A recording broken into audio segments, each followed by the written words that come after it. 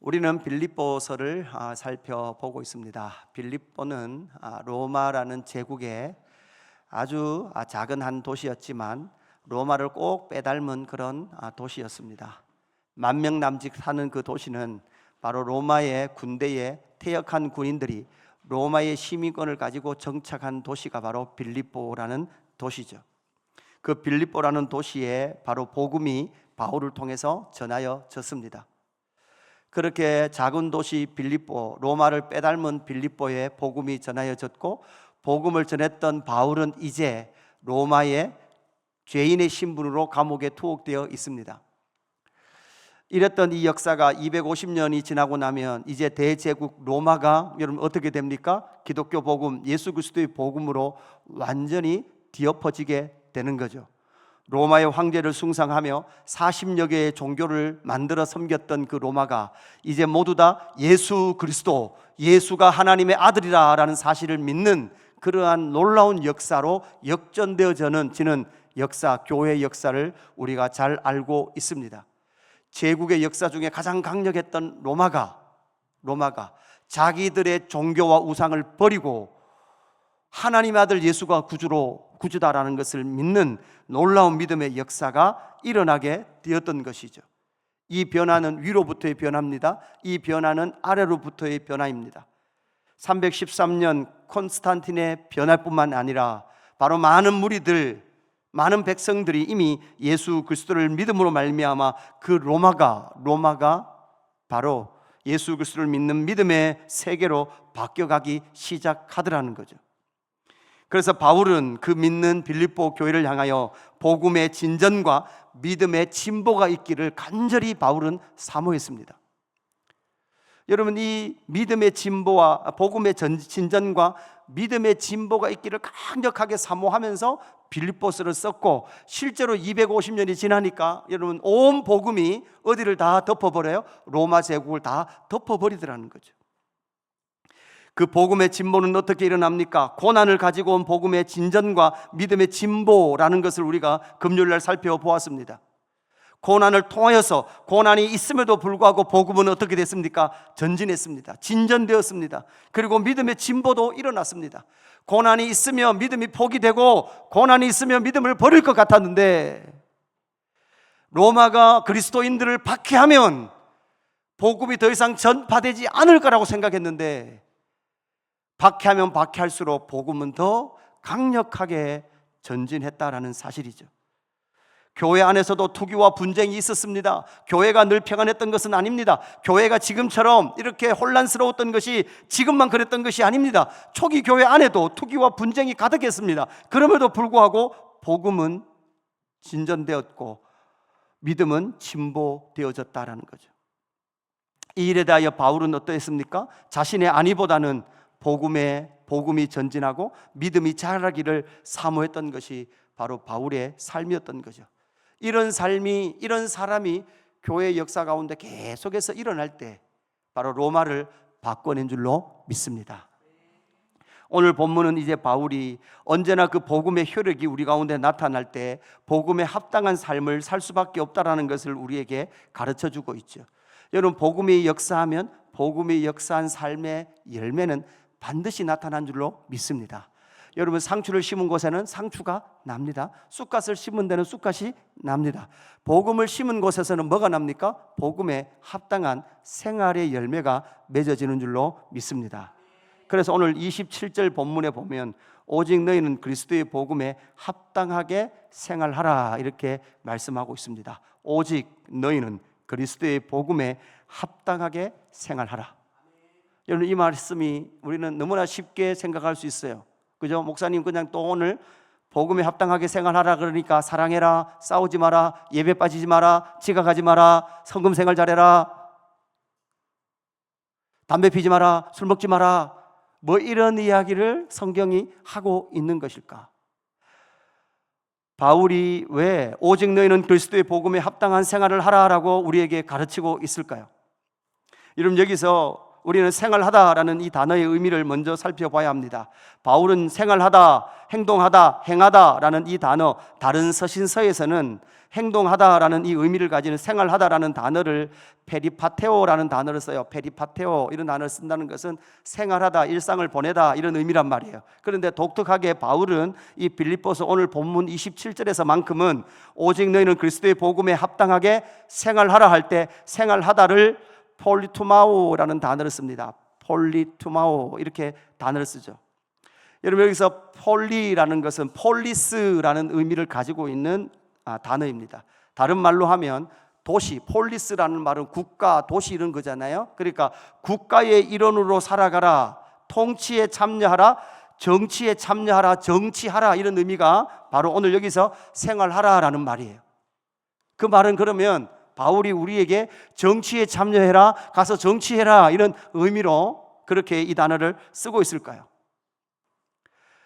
여러분 바울은 우리에게 분명히 말씀하고 있습니다. 너희가 이 폴리투마오, 그죠? 도시, 정치, 국가, 나라, 통치에 참여해라 라는 것은 이 세상의 정치에 참여하라는 말이 아닐 겁니다.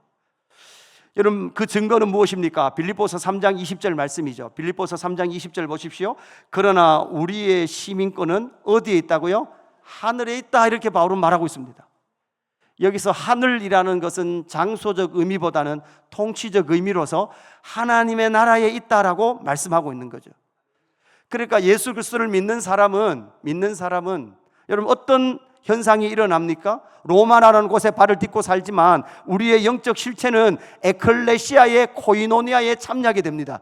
금요 기도를 들었던 분들은 이 말이 뭔 줄 알 거예요. 에클레시아, 하나님의 통치 안에 코이노니아, 성도의 교제, 그냥 사랑하는 것이 아니라 심장을 내어놓고 서로 나누는 에클레시아의 코이노니아에 참여하는 놀라운 역사가 일어난다라는 것을 우리에게 말씀해 주고 있는 거죠. 사실 여기 시민권 그러면 빌립보 도시, 빌립보를 사는 성도들에게는 너무나 명확하게 느낌이 옵니다. 이거 왜 그럴까요? 빌립보라는 그 작은 도시에는요 시민권을 가진 사람과 가지지 않은 사람이 너무나 명확하게 차이가 나거든요. 빌립보라는 도시에 살고 있는 군인들, 여러분 대부분 퇴역 군인들 뭐를 가지고 있습니까? 로마 시민권을 가지고 있습니다. 로마 시민권을 가지고 있음으로 말미암아 누리는 것들이 너무나 많아요. 그러나 로마의 이 빌립보에 살던 많은 유대인들은 로마 시민권을 가지고 있지 못했습니다. 거기에서 오는 많은 차이들을 그들을 느끼고 있었단 말이에요. 이번에 미국에서 하버드 대학을 다니는 모든 타 민족들은, 그죠? 미국의 시민권이 없는 사람들은 트럼프가 뭐에 도장 찍었습니까? 다 본국으로 돌아가라. 1학년이든 2학년이든 3학년이든 4학년이든 하버드에 있는 다른 외국 학생들은 다 자국으로 돌아가라. 이렇게 명령을 내려버렸어요. 뭐 법원에서 지금 수도해놓고는 있지만 여러분 그런 명령이 딱 떨어지면 미국 시민권 있는 사람은 걱정을 해요, 안 해요? 안 한단 말이에요. 그러나 미국 시민권이 없는 학생은 하버드 대학 2년 다니다가 여러분 본국으로 돌아가면 어떻게 된단 말이에요? 뭘 해야 된단 말이에요? 어떻게 된단 말이에요? 그죠? 앞이 캄캄할 거예요. 이것처럼 당신의 시민권, 당시의 로마의 시민권이라는 것은 놀라운 권위와 놀라운 그러한 일들을 할 수 있는 권세를 가진 시민권이었습니다. 그런데 바울은 오늘 너희는 로마의 시민권, 그것이 중요한 것이 아니라 하나님의 시민권, 하늘 시민권을 너희가 가지고 있다라고 말씀하고 있는 거죠. 그래서 예수 그리스도를 믿는 사람들은 사실은 이중 국적을 가지고 있는 거예요. 이중 국적. 여러분 우리의 육신은 어디 국적을 가지고 있습니까? 대한민국의 국적을 가지고 있습니다. 그러나 영적인 국적은 어디를 가지고 있습니까? 하나님 나라의 국적을 가지고 있는 거예요.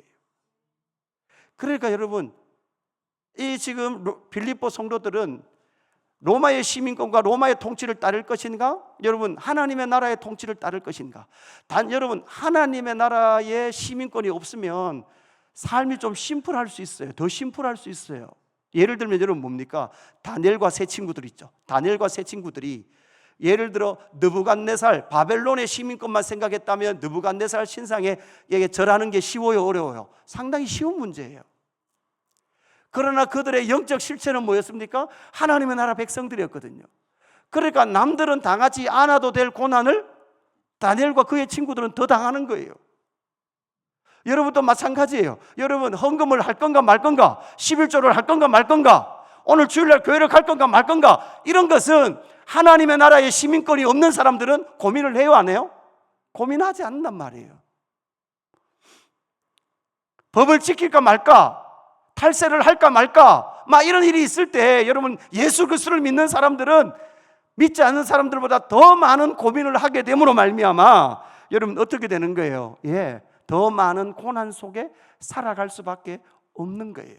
더 많이 갈등해야 되고 더 많이 고민해야 되는 거예요.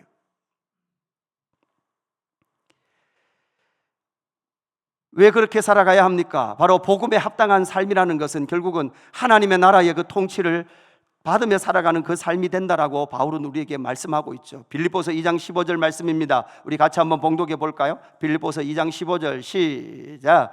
이는 너희가 흠이 없고 순전하고 어그러지고 거스른 세대 가운데서 하나님의 흠없는 자녀로 세상에서 그들 가운데 빛들로 나타내며 아멘.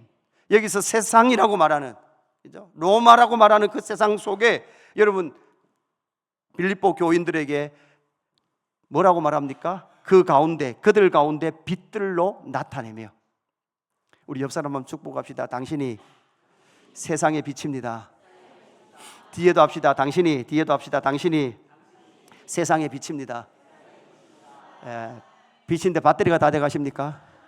더 빛나야 됩니다. 더 빛이 나야 합니다. 더 반짝반짝 빛나야 될 줄로 믿습니다. 그래서 오늘 바울이 말했던 복음에 합당하게 생활하라, 이 복음에 합당하게 생활한다는 의미가 뭘까요? 이 의미를 우리 본문에서 찾아봐야 합니다.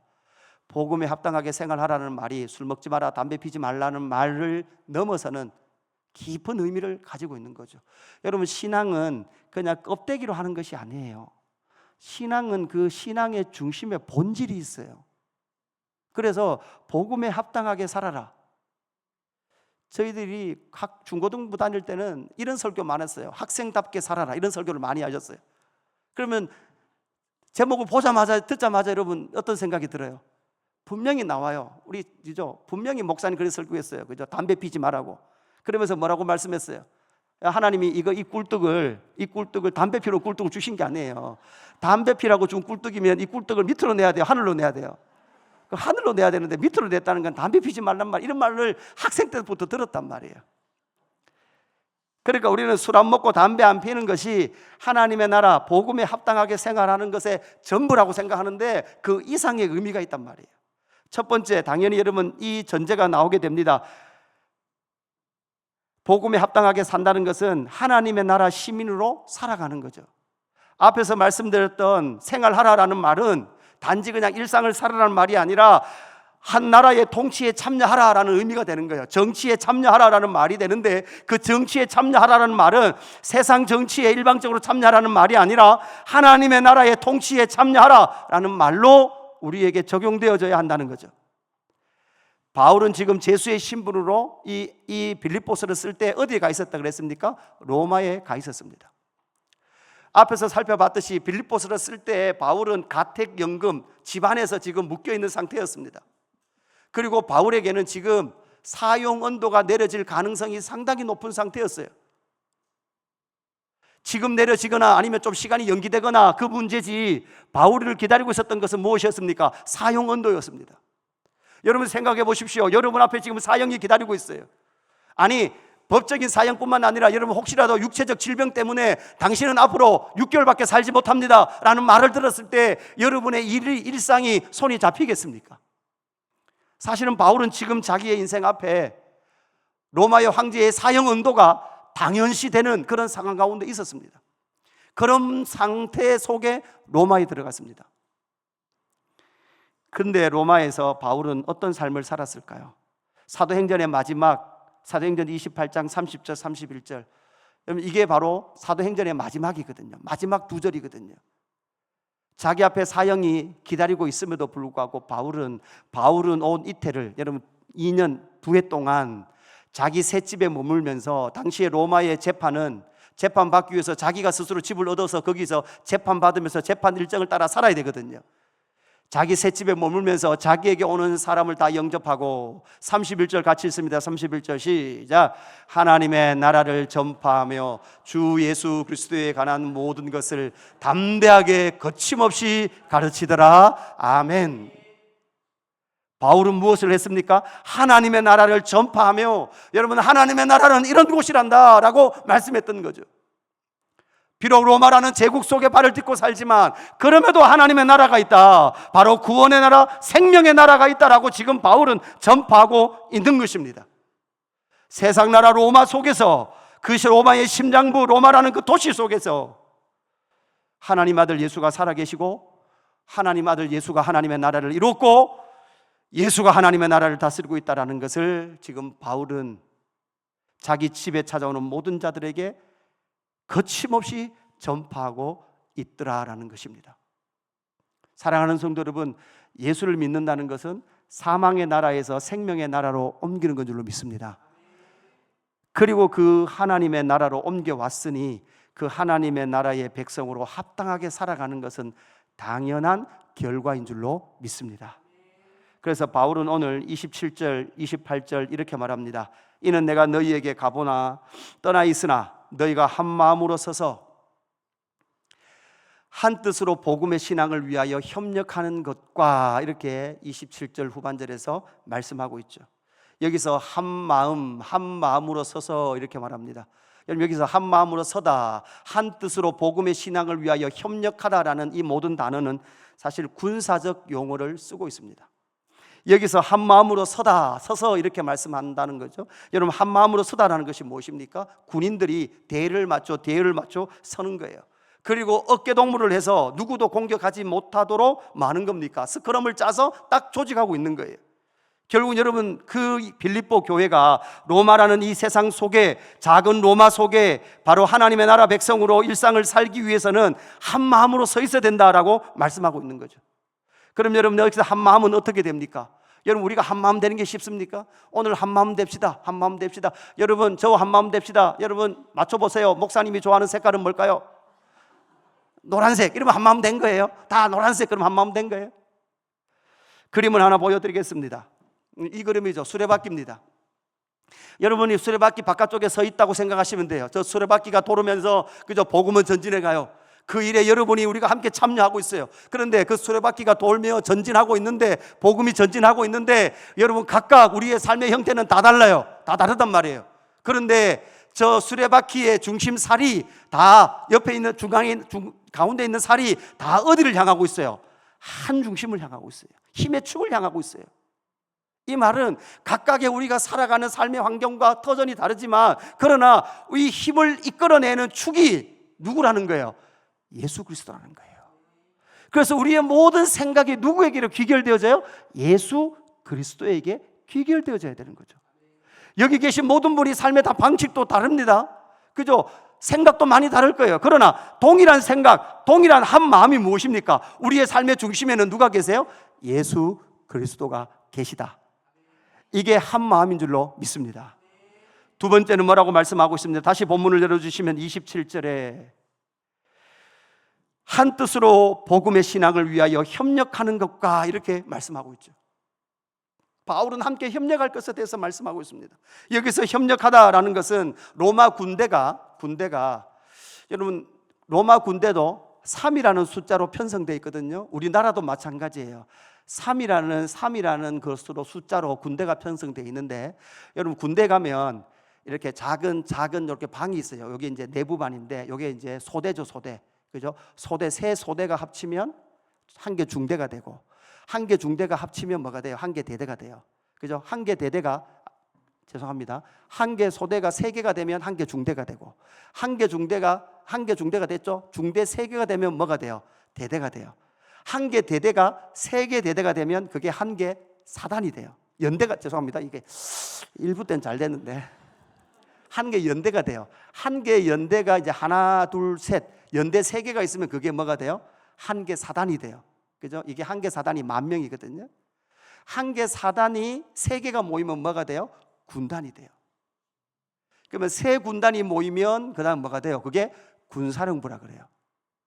그죠? 그래서 대한민국에는 세 개의 군사령부가 있어요. 경기도에 3군사령부, 또 헷갈리네. 1군인지 3군인지 하여튼 있고, 그러나 강원도에 또 군사령부 한 개 있어요. 그러니까 대구에도 하나 있죠. 대구에도 하나 있어요. 그래서 대한민국은 세 개의 군사령부가 있어요.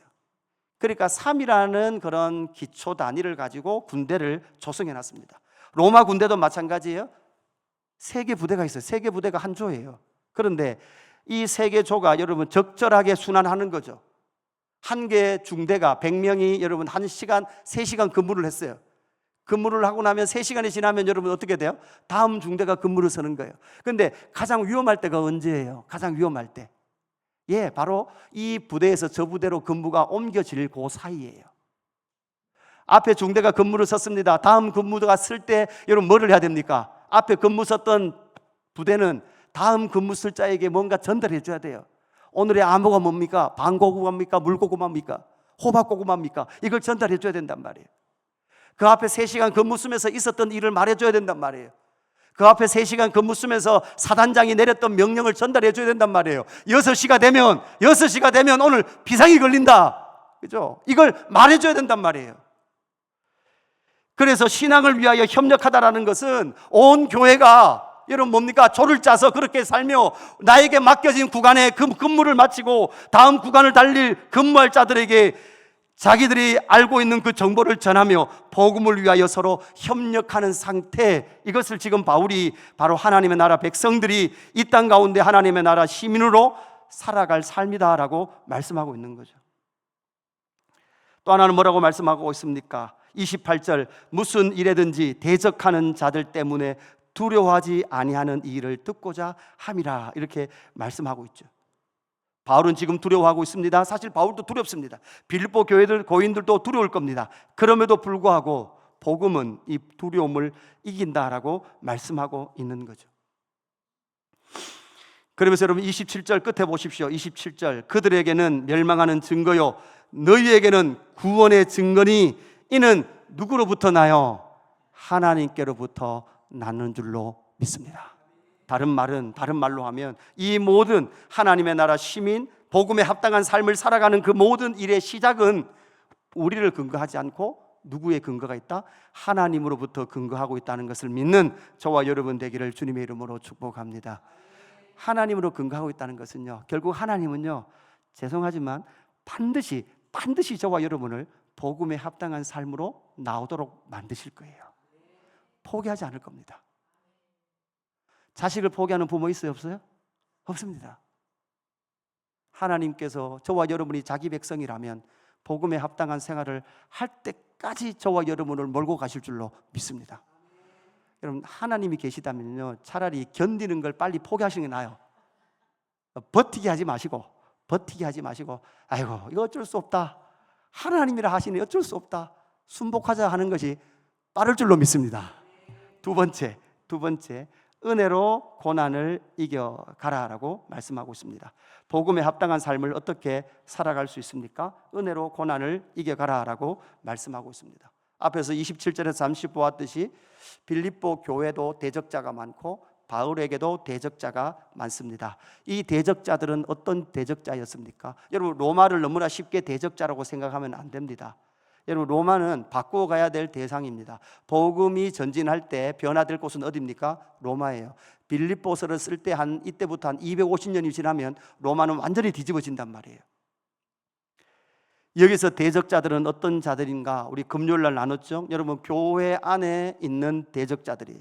그 대적자들은 어떤 자들입니까? 자기 자신을 스스로 큰 사도라 칭하면서 성령의 능력을 행하면서 그렇게 자신에게 있는 은사를 자랑하고 언변을 잘하고 사역의 대가로 금전을 돈을 받고 기적과 능력과 병 고치는 은사를 행하면서 그 모든 산물을 자기가 먹는 거짓 사역자들을 성경 바울은 대적자다 이렇게 부르고 있습니다. 그러면서 자신만의 안위를 누리고 자신의 안위를 챙기는 사람들이 여러분 어디에 있습니까? 교회 역사 속에 계속 있었습니다. 바울 때만 있었던 것이 아니라, 요즘만 있는 것이 아니라 2000년 교회 역사 가운데 이런 거짓 사도들은 언제나 등장을 했었습니다. 그래서 오늘 29절 말씀 보십시오. 29절 30절 말씀입니다. 그리스도를 위하여 너희에게 은혜를 주신 것은 다만 그를 믿을 뿐 아니라 또한 그를 위하여 여러분 뭐도 받게 한다고요? 고난도 받게 하려 하심이라. 너희에게도 그와 같은 싸움이 있으니, 여러분 우리에게도 그와 같은 싸움이 있다고 없다고요? 있단 말이에요. 바울이 그랬습니다. 너희가 내 안에서 본바요. 바울이 빌립보에서 복음을 전할 때 수없는 싸움이 있었단 말이에요. 감옥에 투옥되기도 하고 매를 맞기도 하고, 그럼에도 불구하고 그 싸움을 싸우며 바울은 믿음을 지켜 나아갔다는 말이죠. 십자가의 원수들이 있습니다. 대적들이 많습니다. 여러분, 그 대적들은 어떤 자들이었습니까? 여러분, 그 자들은 복음을 늘 변질시키는 자였습니다. 잘못된 복음을 전하는 일들이 계속 교회 안에 있었습니다. 여러분, 예수 믿으면 복 받습니까? 안 받습니까? 복 받습니다. 할렐루야. 문제는 어떤 복 받습니까? 돈 복 받습니까? 재산 복 받습니까? 예, 그거는 우리가 어떤 규칙을 찾기가 어려워요. 예수 믿으면 우리가 받는 복이 있습니다. 어떤 복 받습니까? 하늘에 속한 모든 신령한 복을 받는 줄로 믿습니다. 그래서 우리는 이미 복 받은 자들이에요. 그죠? 그런데 그 복음을 변질시킵니다. 복음을 잘못되게 만듭니다. 예수 믿으면 고난받지 않습니다. 예수 믿으면 성공합니다. 예수 믿으면 성공합니다. 예수 믿으면 자식이 잘 됩니다. 이런 거짓 복음들이 교회를 끊임없이 병들게 만들더라는 거예요. 그래서 바울 안에 있는 세 가지 자기 안에 사명이 있었어요. 그래서 바울은 갈라디아서를 쓸 때라든지 고린도전서를 전후서 쓸 때 언제나 다른 복음, 다른 예수, 다른 영을 전하는 일들이 교회 안에 너무나 많다라고 말하면서 바울은 자신의 사명이 복음을 변증하는 거예요. 다른 말로 하면 복음이 상하지 않도록 지켜내는 거예요. 그리고 지켜낸 그 복음을 많은 거죠, 전하는 거예요. 여러분, 잘못된 복음을 전하면 돼요, 안 돼요? 안 돼요.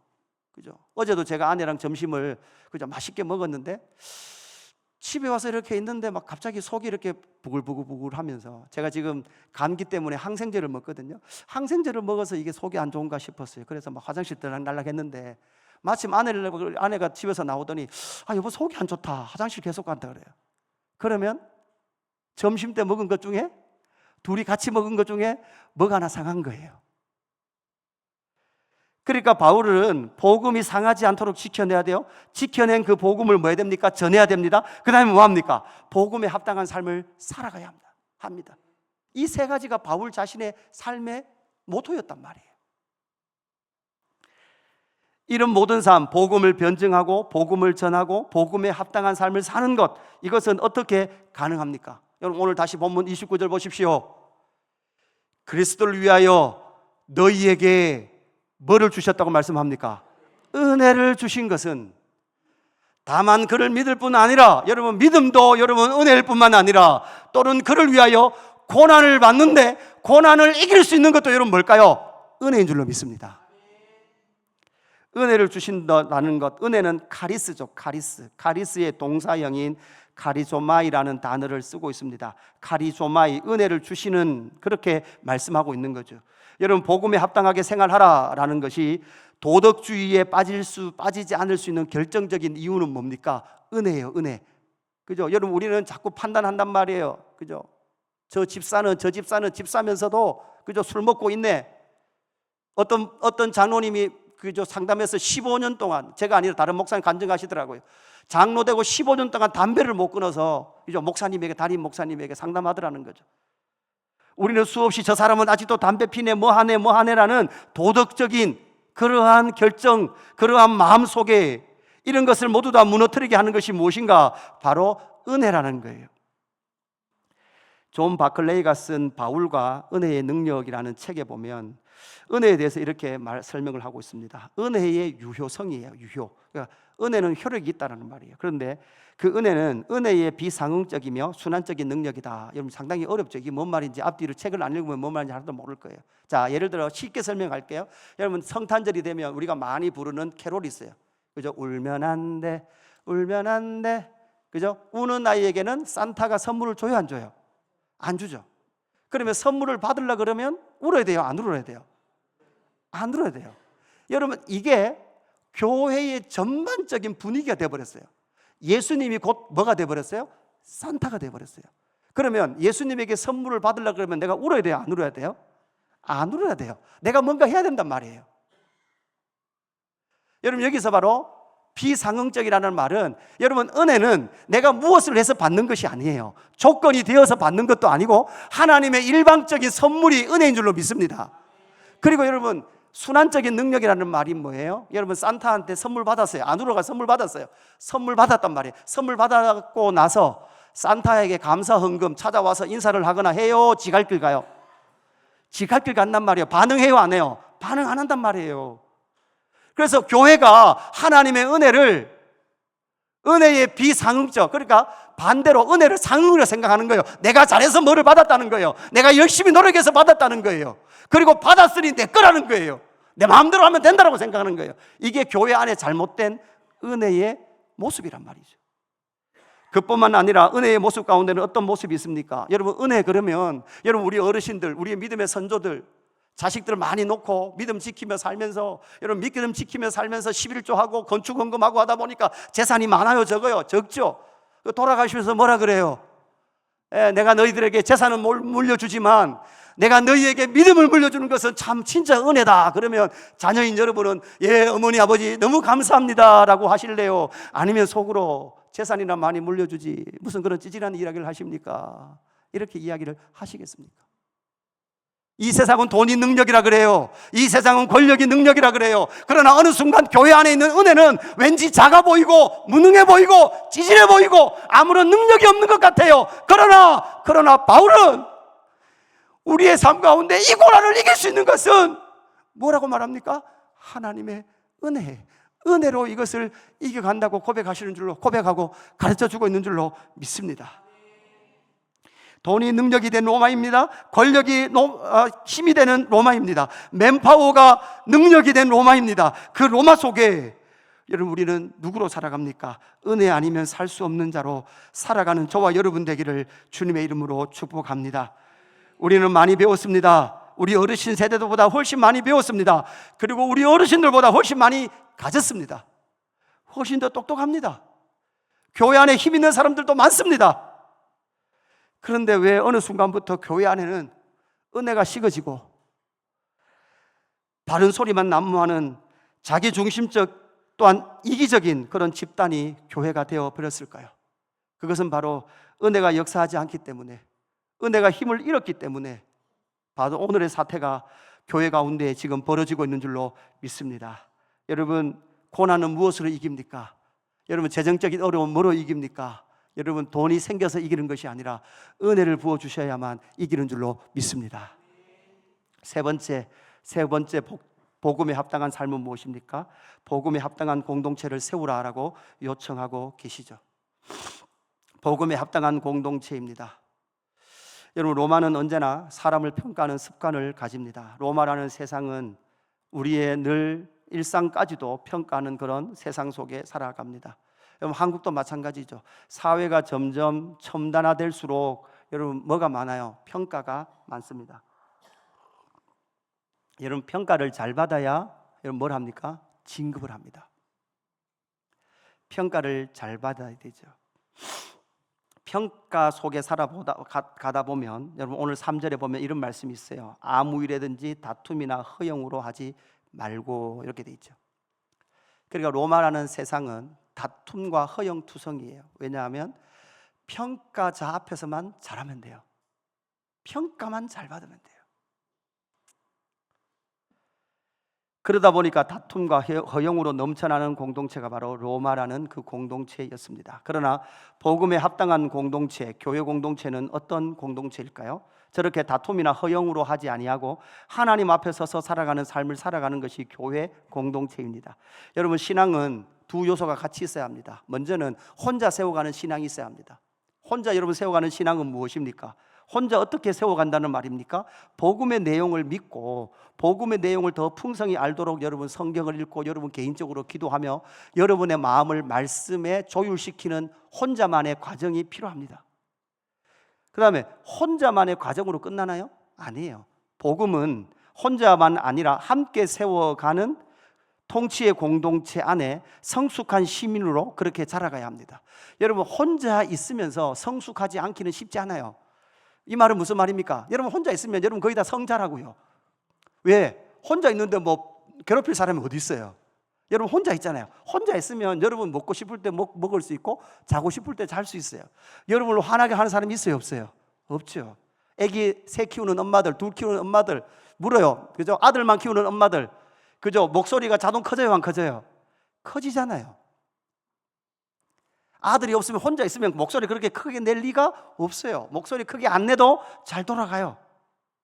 여러분, 성숙한 것은 어디에서 드러납니까? 공동체 속에 드러나는 거죠.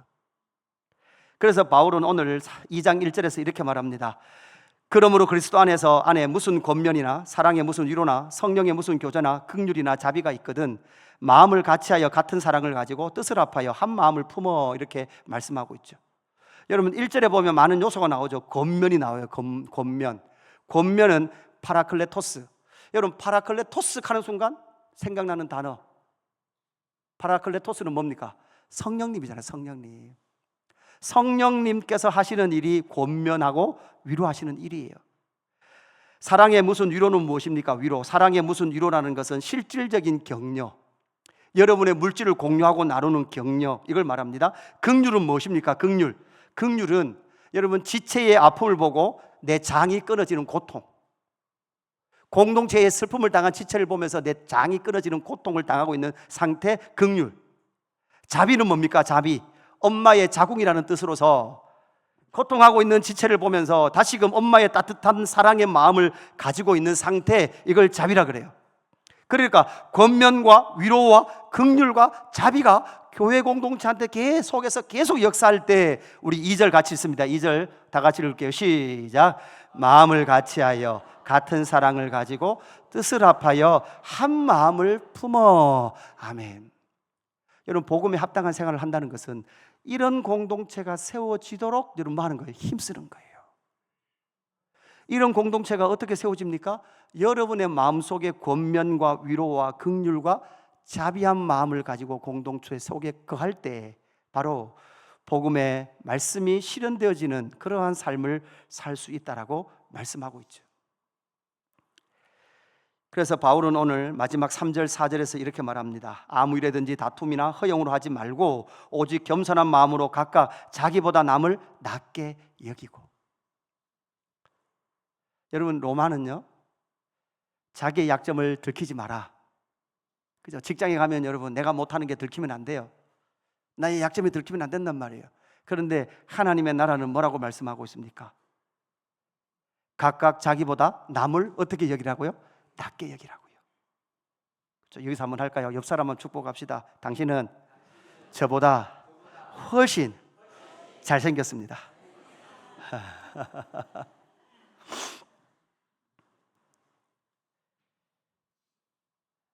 4절에 각각 자기를 돌볼 뿐더러 또한 각각 다른 사람의 일을 돌보아 나의 기쁨을 충만하게 하라. 내일 돌아보기도 바쁜데, 내 일상 살기도 바쁜데 어떻게 다른 사람의 일상을 돌아볼 수 있습니까? 내 고통도 힘든데 어떻게 다른 사람의 고통 때문에 내 창자가 끊어질 만큼 고통스러워할 수 있다는 말입니까? 여러분, 하나님의 나라는 이런 나라인 줄로 믿습니다. 하나님의 나라이니까 이런 나라예요. 여러분, 목양실에 오거나 저를 만나서 이렇게 상담할 때가 있어요. 여러분, 가장 사실 여러분이 무슨 이야기를 하면 사실 듣고 있는 목회자는 어떨까요? 사실은 고통스러운 이야기를 들으면 마음과 온몸과 관절이 아파요.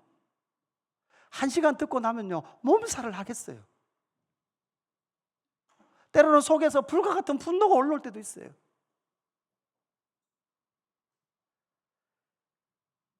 모든 성도들이, 우리 성도들이 함께 여러분 어떻게 해요? 각각 자기 일을 돌볼 뿐만 아니라 또한 각각 다른 사람의 일을 돌보아. 뭐 네 슬픔 네가 알아서 해결해라, 나도 바쁘다.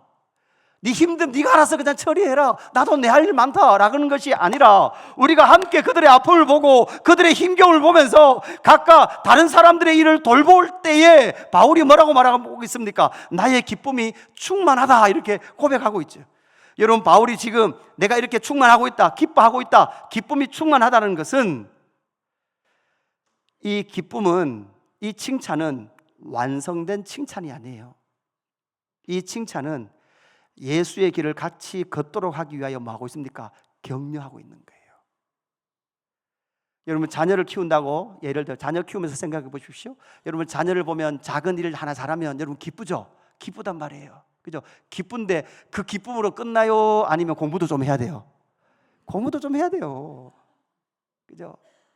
설거지 잘했어요. 설거지 너무 기뻐요. 설거지 잘했지만 기쁘죠. 그런데 얘가 그냥 평생 설거지만 하고 있을 일이 아니잖아요. 그죠? 좋은 사람으로 자라가야 되자는 거잖아요. 이것처럼 지금 바울이 이렇게 하고 있는 고린도 이 빌립보 교회를 향하여 나의 기쁨이 충만하다는 것은 완성된 그런 칭찬이 아니라 예수의 길을 함께 걷기 위한 초청에 그 기쁨에 함께 참여하도록 뭐 하고 있습니까? 부르고 있다는 사실이죠. 예수 그 이름 교회가 이 기쁨을 함께 누리도록 여러분을 부르고 있는 줄로 믿습니다.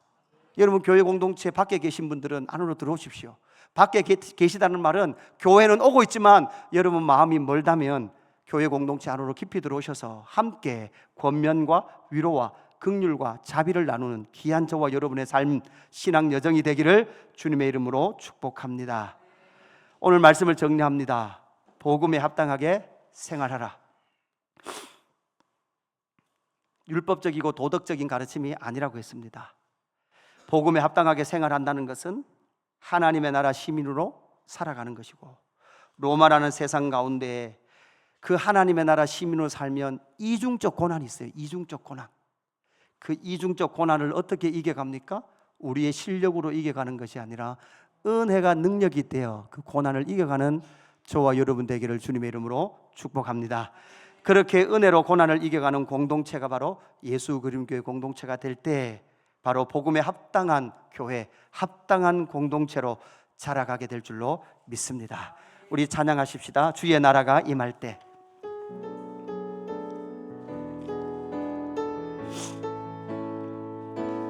주의 나라